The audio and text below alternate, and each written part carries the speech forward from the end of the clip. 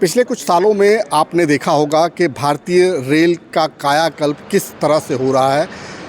चाहे वो वंदे भारत के रूप में आपने देखा हो, चाहे अलग अलग स्टेशनों के रूप में देखा हो, या फिर प्लेटफॉर्म पर मिल रही सुख सुविधाओं के रूप में देखा हो। बहुत सारी चीज़ें जो हैं वो भारतीय रेल के अंदर हो रही हैं।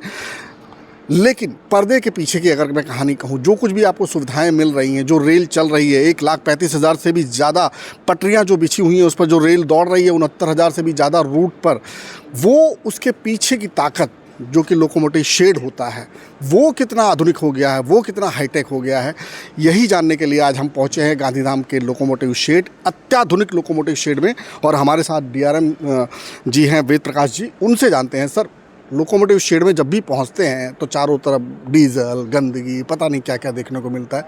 मतलब फूक फूक के कदम रखना पड़ता है। यहाँ तो एकदम अलग ही नज़ारा है। ये अपने आप में यूनिक डीजल सेट है और ये गांधीधाम में बनाया गया।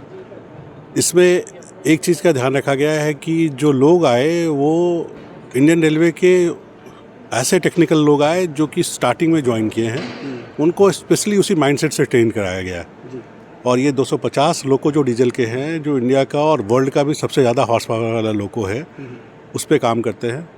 इसमें कॉन्सेप्चुअल ऐसा चेंज किया गया है कि जो आइटम इसको चेंज करना होता है पर्टिकुलर शेड्यूल के बाद, जैसे 3 मंथ का शेड्यूल है या 1 साल का शेड्यूल है या 2 साल का शेड्यूल है, तो उसमें ये चीज़ चेंज करने हैं, ये हम लोग डिसाइड करके रखते हैं।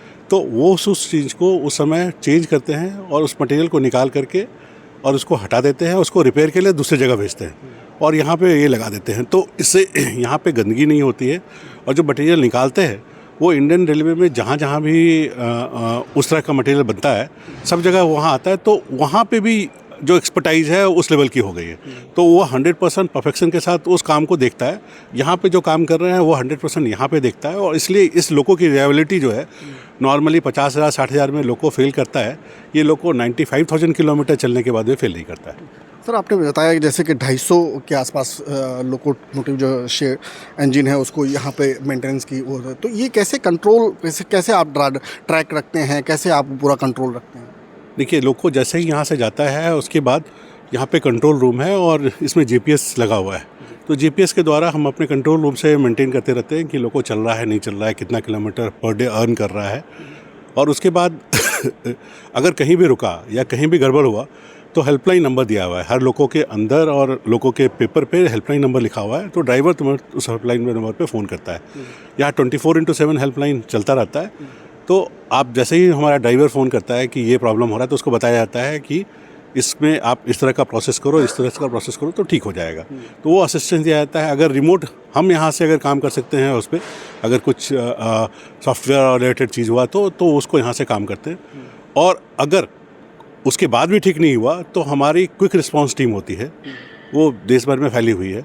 तो वो तुरंत दौड़ करके चली जाती है वहाँ पे फर्स्ट अवेलेबल ट्रेन से, फर्स्ट अवेलेबल फ्लाइट से, और जा करके उसको ठीक कर देती है। तो इस तरह से रिलायबिलिटी फैक्टर को मेंटेन किया जाता है। सर यहाँ पे मैं देख रहा हूँ जितने भी जो इंजन खड़े हैं काफ़ी साफ़ सुथरे नज़र आ रहे हैं। तो ये पूरा प्रोसेस, मतलब यहाँ तो जनरली आते हैं साफ़ सफाई के लिए, एक सर्विस जैसा, तो ऑलरेडी इतने साफ़ कैसे नज़र आ रहे हैं? नहीं, बेसिकली जो प्रोसेस है कि जब इंजन आता है हमारे पास, तो आने के पहले इसको पूरा वॉश करके लाया जाता है, सो दैट कि जो बेसिक कचरा है, बेसिक गंदगी ऊपर जो धूल जमी हुई है या नीचे से जो कीचड़ और ये है वो साफ़ हो जाए।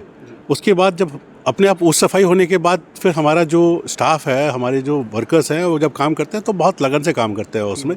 उनको कुछ भी हिच नहीं होता है और ढंग से काम करके प्रॉपर अच्छे परफॉर्मेंस के साथ काम करेंगे।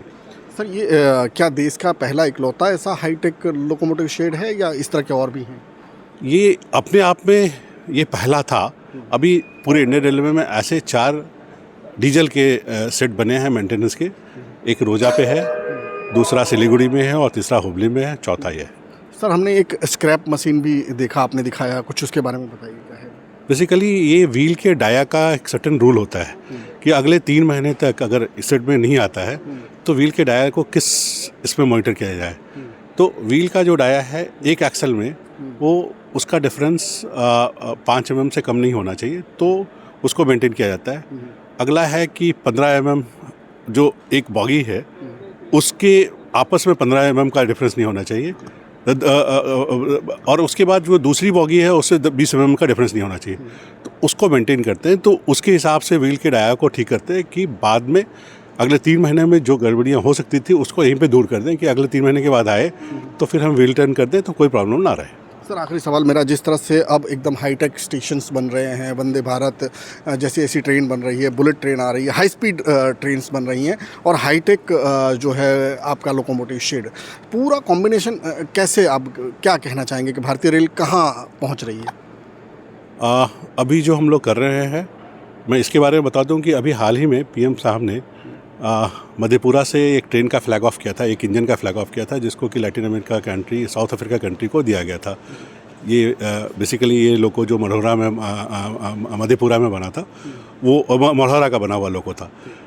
ये उसी का पार्ट है, ये मधेपुरा में ही बना हुआ लोको है, जिसका कि मेंटेनेंस हम लोग कर रहे हैं। तो इस तरह का जो वर्ल्ड का जो बेस्ट लोको है और वर्ल्ड के मार्केट में जो रिक्वायर्ड होगा वो हम अब बना रहे हैं।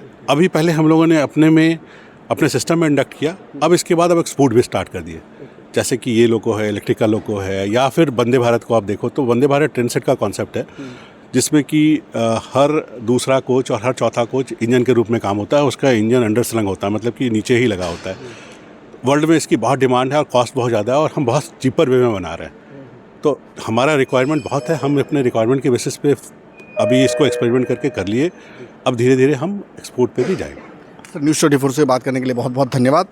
तो वेद प्रकाश जी जो बता रहे थे कि किस तरह से भारतीय रेल जो है न सिर्फ सुरक्षा, न सिर्फ गति, बल्कि हाईटेक इतनी हो रही है कि वो अपनी ज़रूरतें पूरी करने के साथ साथ अब इंपोर्ट करने के लिए भी, एक्सपोर्ट करने के लिए भी तैयार है। Cameraman Prasad, when Singh, Ahmedabad, news 24।